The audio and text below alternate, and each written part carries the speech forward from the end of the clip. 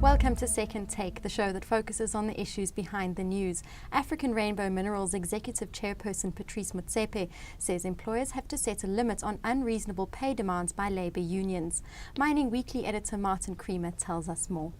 Welcome, Martin. Thanks, Shannon. Now, Patrice Motsepe says that mining companies have to draw the line at unreasonable wage demands from the labour union. What firstly constitutes an unreasonable wage demand? And secondly, why does he say that they can't pay those demands when they made a 2% increase on their profits? Yeah, South Africa finds itself now between a rock and a hard place. No industry is reporting good results. And it's a time when we need restraint. And just at that time when we need restraint, we're getting hysterical demands from labour. Unreasonable demands. What is an unreasonable demand? Well, against the background of mining industry workers being paid above inflation rates for the last 10 years without concomitant productivity increases, that becomes unreasonable. And then when an industry is in crisis, they don't seem to recognise it. That's one thing about the German unions. When they see that an economy is in crisis, they tighten their belts themselves. And that's what helps a country to come out of its problems. I think NUM is showing signs of maturity. They understand that you can't make these ridiculous demands. But you get AMCU coming up, and then you get forces that are just popping up that are starting to think, well, we can take an opportunity here and have more than 100% increase, which is so ridiculous. And there's a lot of complication in the mining workers' pay packets. The allowances that are added over the years have complicated that. And so it's not easy to read. So you don't know whether they're wanting to have an increase on the basic or on the total or the cost to company. Because we saw all the confusion with the claims that the Rockshall operators were earning 4,000 Rand a month. And we know from the reports from high level that they're earning between 10,000 and 12,000 Rand a month. And if it's cost to company, it's going to 13,000 Rand a month and beyond, depending on whether it's a living allowance. So there's a lot of complications here. And I think Patrice Motsepe was correct. He's saying so far and no further. He feels that he and the mining industry are very conscious of the needs of all stakeholders. They try and look after everybody, and I think there has been a fairly good relationship. People have understood, we must pay more, but they've been paying above inflation for too long now, and now we've got into a tight spot. And I've just come from the ferrochrome industry. They say that there's just zero profitability there. So what do you do if your workers start running now and ask for 10% or something ridiculous? You say to them, no, I cannot pay that and remain competitive. So that's the point we've reached. And I think it's a crisis point for unions. The ugly face of unionism has popped up. I don't think it's going to be to their credit. And perhaps the only union that's, because it's been in the saddle for so long, that understands, is the National Union of Mine Workers, but they are also being undermined. So it's important then for the unions to educate their members on what that means, why they can't get those increases. Yes, and a mature union like NUM would be able to explain to its workers, and seems to be able to do so. We had quite a quick turnaround at Goldfields, but just prolonged, ongoing uncertainty coming out of the platinum industry. Now, what is your opinion on the suggestion that mining royalties should be paid to communities? Yeah, I think people are starting to look at the taxes that they pay and saying, what is government doing with this? You look at the mining companies, every time I look at them, they've paid hundreds of millions to the government in mining royalties. This is a new tax, eh? It's not a traditional thing. What's happened to that? The government, I think, should be more transparent. What are they doing with this money? They love it to come into the centre, and spread, but they look for opportunities in the periphery of mining, etc., on the royalty front. So people are starting to say, look, can't that be used perhaps to help near-mine communities? If you talk to Patrice Motsepe, he's going to say it's problematic. It is problematic. You do want it coming into the centre. It's the easiest way to do it. But at the same time, the mining industry has got particular problems at the moment because they are blamed for the development of informal settlements around the mines. Now, Rustenburg has been booming.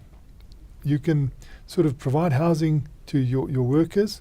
You can offer them housing. They also get living out allowances, which I think that's been a mistake, because then they can't say we aren't to blame for some of these informal settlements, because they've been giving living out allowances to people whose families are distant, and they don't mind what conditions they live in, as long as they can get that cash. And I think that's been a mistake, because now the mines can't say, well, we're not contributing to that problem.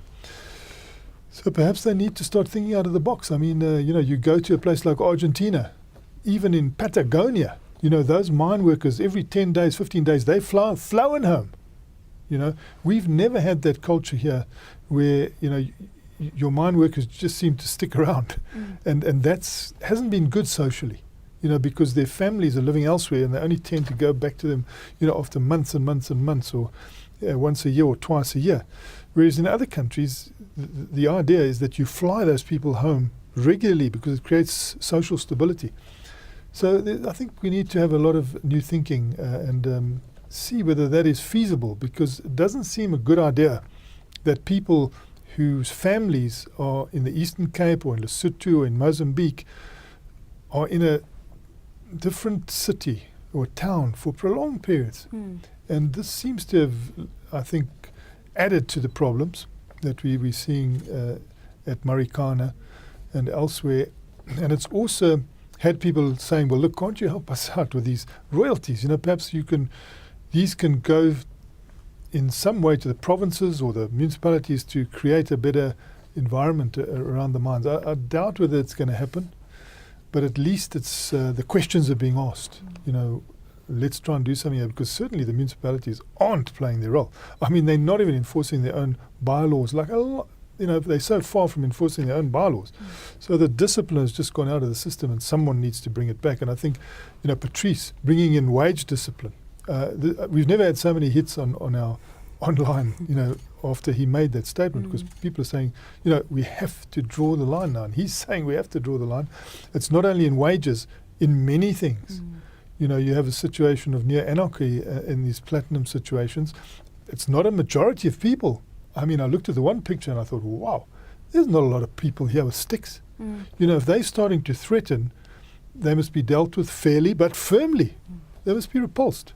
If they start threatening to burn things down, we've got a massive trillion rand budget here. We've got people that are able to say to those who are anarchists or arsonists, so far and no further. And I think I'd like to see Patrice's words echoed all over the place. So far, but no further. Fair but firm deal with people.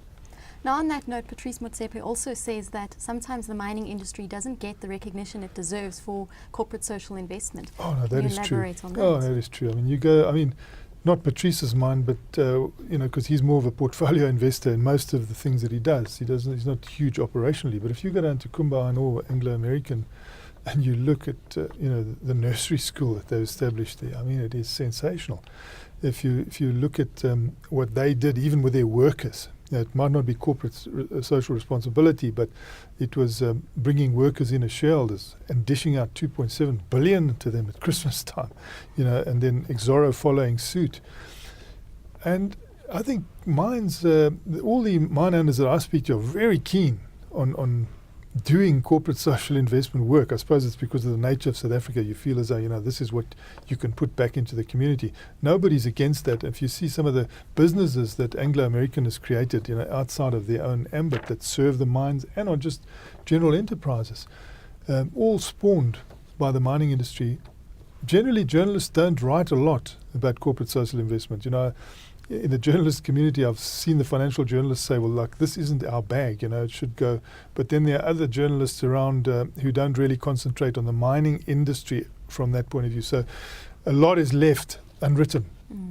And definitely there is near mine investment by, and I think it was Lonman that took journalists on a conducted tour just before they had all these problems, to show them just that we haven't been just sitting on our hands when it comes to corporate social investment. We've got school activities.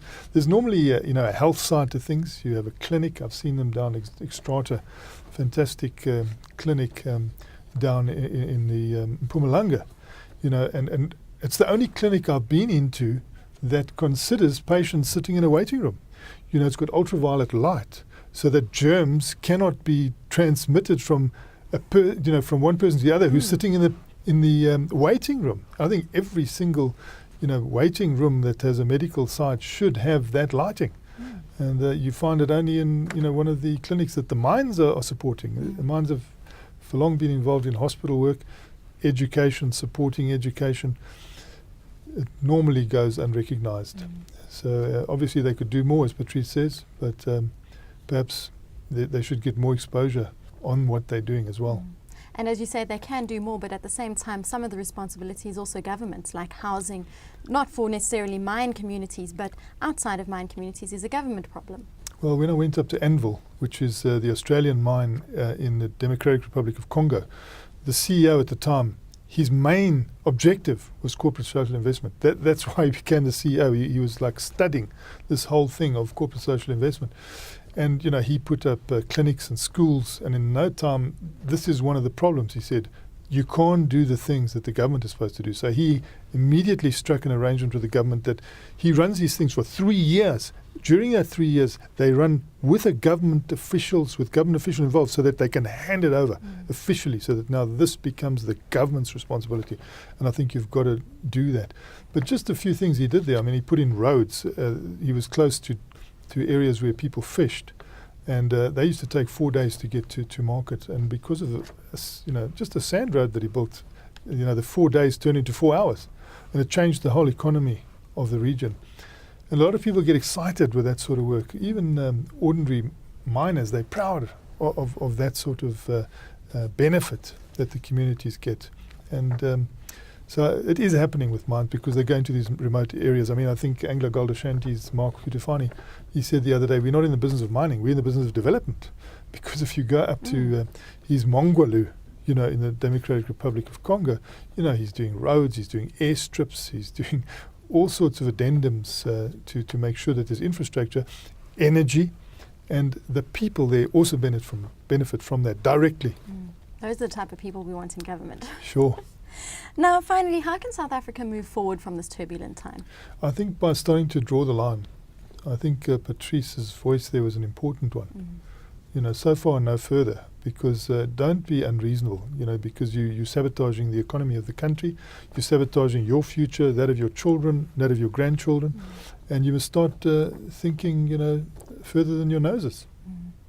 Well, thank you very much, Martin. It's a great pleasure, Shannon. That's the show for today. Join us again next time for more news and insight into what's happening in the mining world.